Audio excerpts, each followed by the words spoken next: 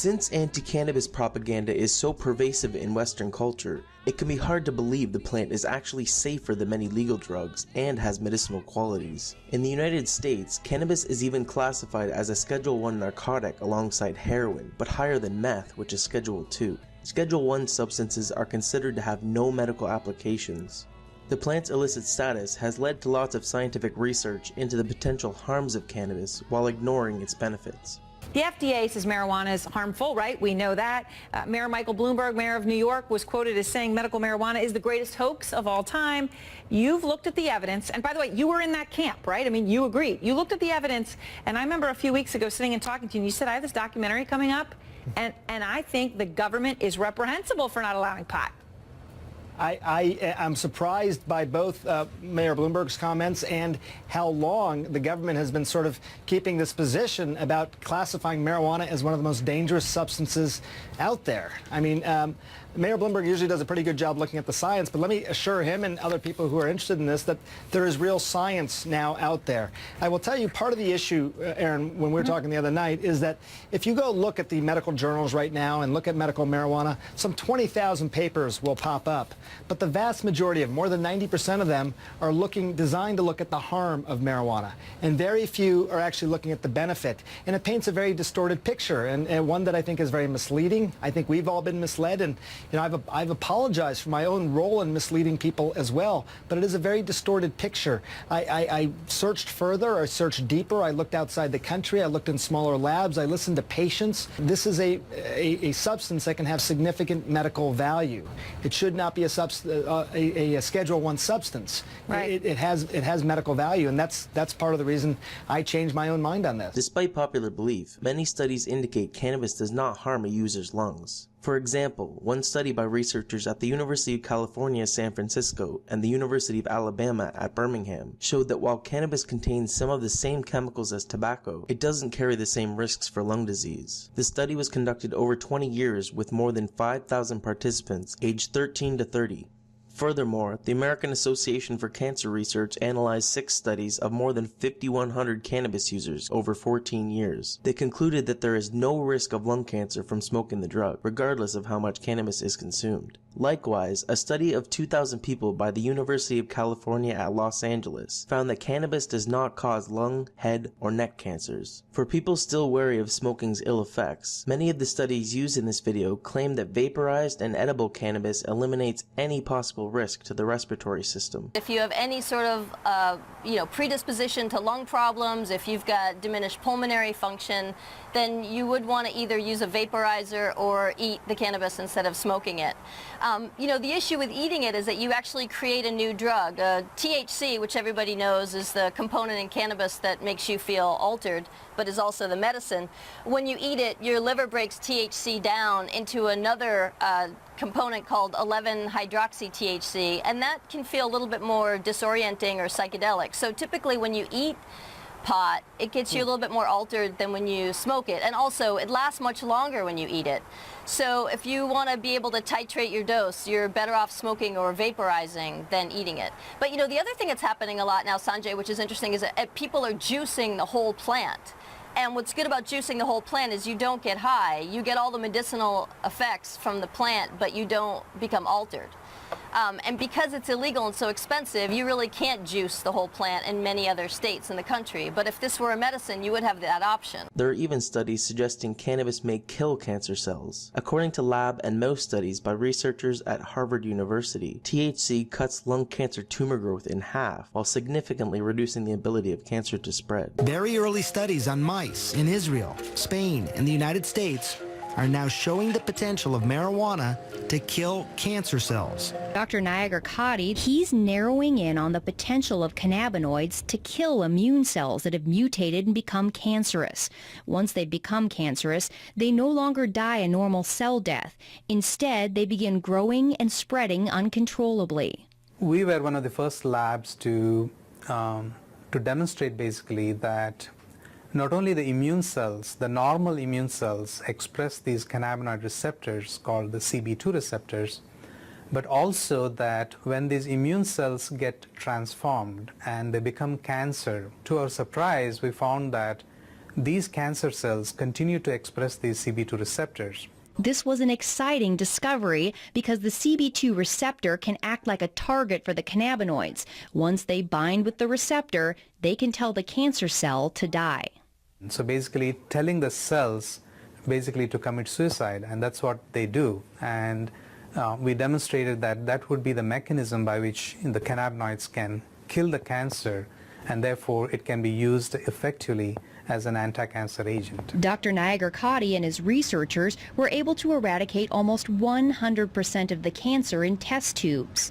But they were skeptical they would see similar results when they moved on to tumors in mice. To our surprise, we found that almost 25 to 30% of the mice completely rejected the tumor. They were completely cured.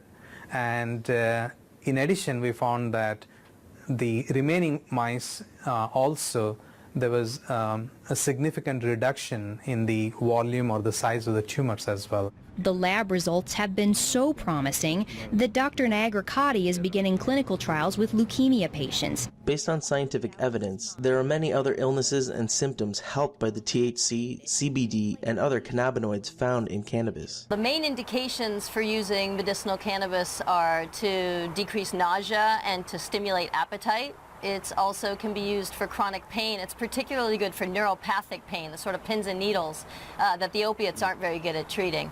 It's also a good muscle relaxer, and it's an anti-inflammatory and a free radical scavenger, and it also helps quite a bit with autoimmune disorders, sort of regulating the immune system. So it can be used for a whole host of medical indications and psychiatric indications as well. Multiple sclerosis, Alzheimer's, Parkinson's, rheumatoid arthritis, Tourette's, epilepsy, heart disease, obesity, various mental illnesses, and the holy grail of medicine, a cancer cure. And when you see how cannabis has helped children with seizures, it is impossible to deny the plant's medical abilities. Dravet syndrome.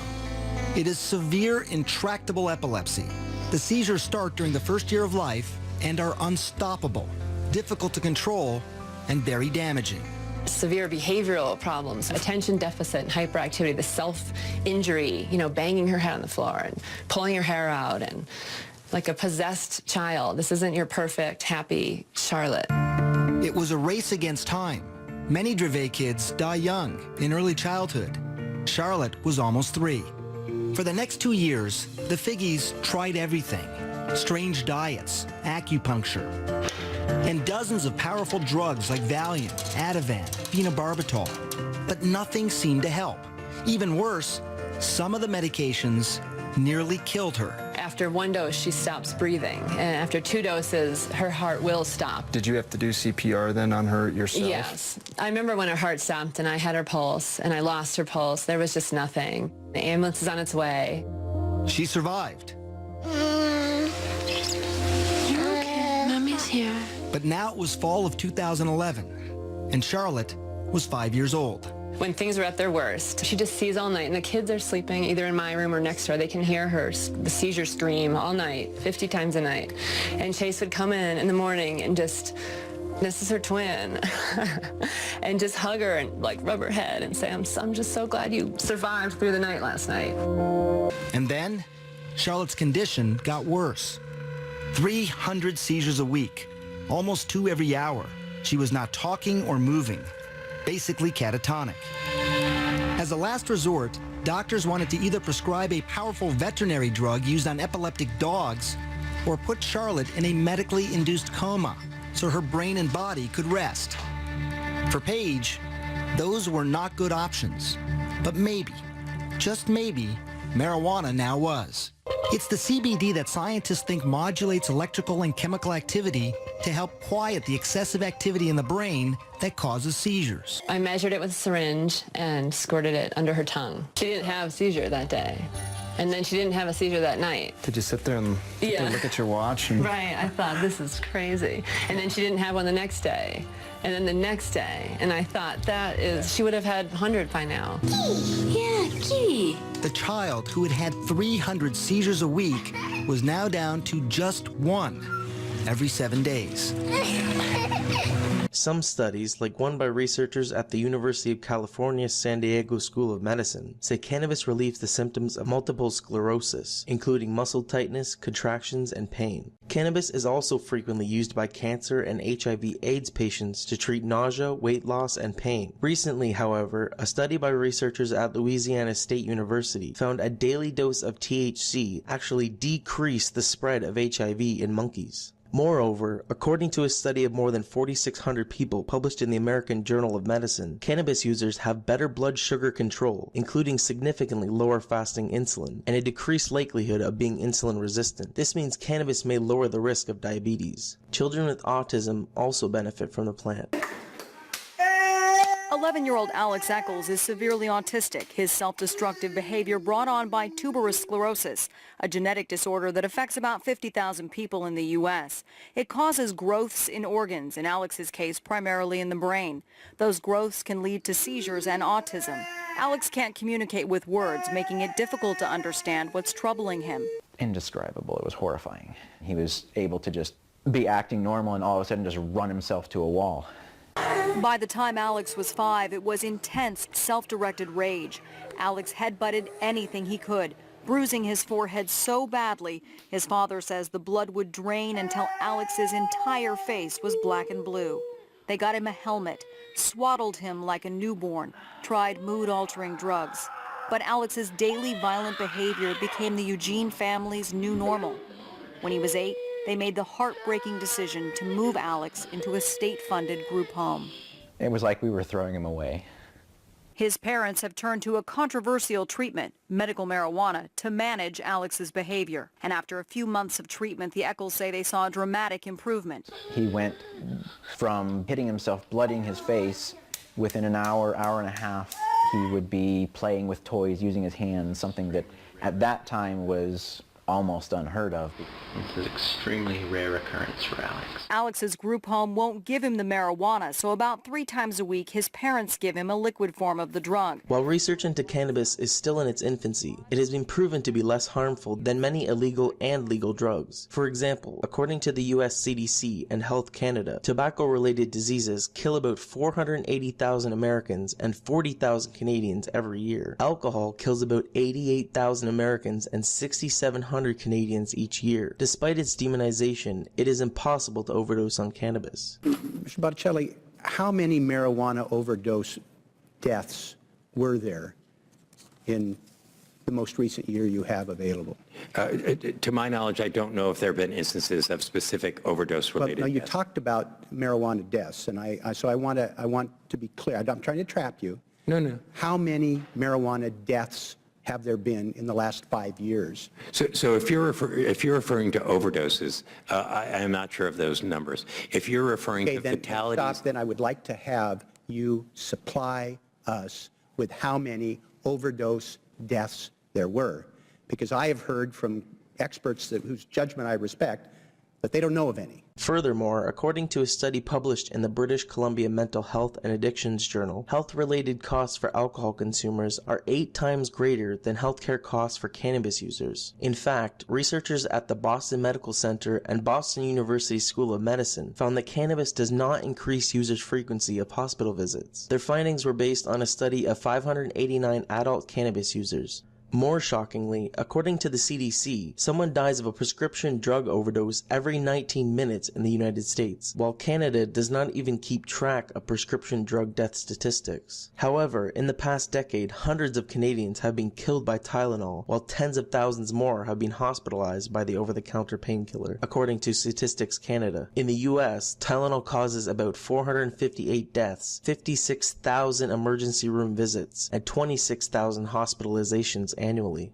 What's more dangerous and what is more addictive? Cocaine and meth or marijuana? Pretty simple.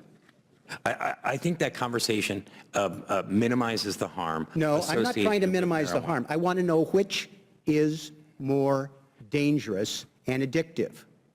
Again, I go back as as a public health person. One of the things that we look at is not what's the relative risk of one drug. Let me just say that I think that your equivocation right there, being unable to answer something clearly and definitively when there is unquestioned evidence to the contrary, is why young people don't believe the propaganda, why they think it's benign. If a professional like you cannot answer clearly that meth is more dangerous than marijuana, which every kid on the street knows, which every parent knows, if you can't answer that, maybe that's why we're failing to educate people about the dangers.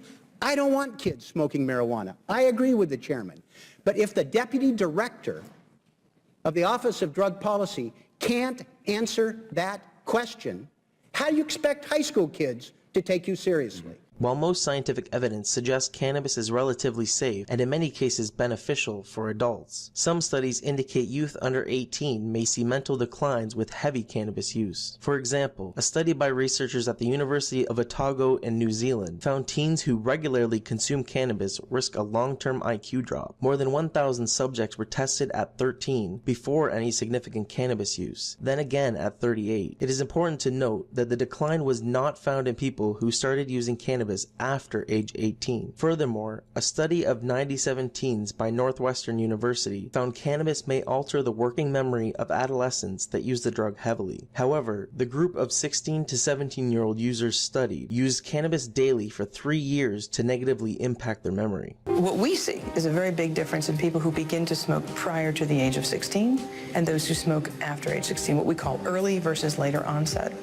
Gruber's brain scans show that the white matter, those are the highways that help the brain communicate from one point to another, are impaired in those who start smoking early. Maybe there's underlying white matter connectivity differences. That's your concern, it sounds like, that those highways, those white matter highways, are just more disrupted in people who start smoking early. That's what we see. Perhaps not surprising, given what we know about the young developing brain. That's a very delicate time in brain development, and that's not a good time to be taking any drugs. Other research indicates there may be no adverse effects of cannabis use on developing brains. According to a study of 92 adolescents by researchers at UC San Diego, teenage cannabis users are not likely to have reduced brain tissue health, unlike teens that drink alcohol. Brain scans of 16 to 20-year-olds that consumed 5 or more drinks at least twice a week showed reduced white matter brain tissue health, which can negatively affect memory, attention, and decision-making. This effect was not present in brain scans of cannabis users. Additionally, another study of 16 to 19-year-old students by researchers at UC San Diego found that cannabis may protect the brain from some of the damage caused by binge drinking. All of the studies used to make this video emphasize that additional research into cannabis is necessary. With more relaxed cannabis laws, more scientists will be able to access the plant and everyone will have a better understanding of the drug's potential benefits and harms. Like a weed.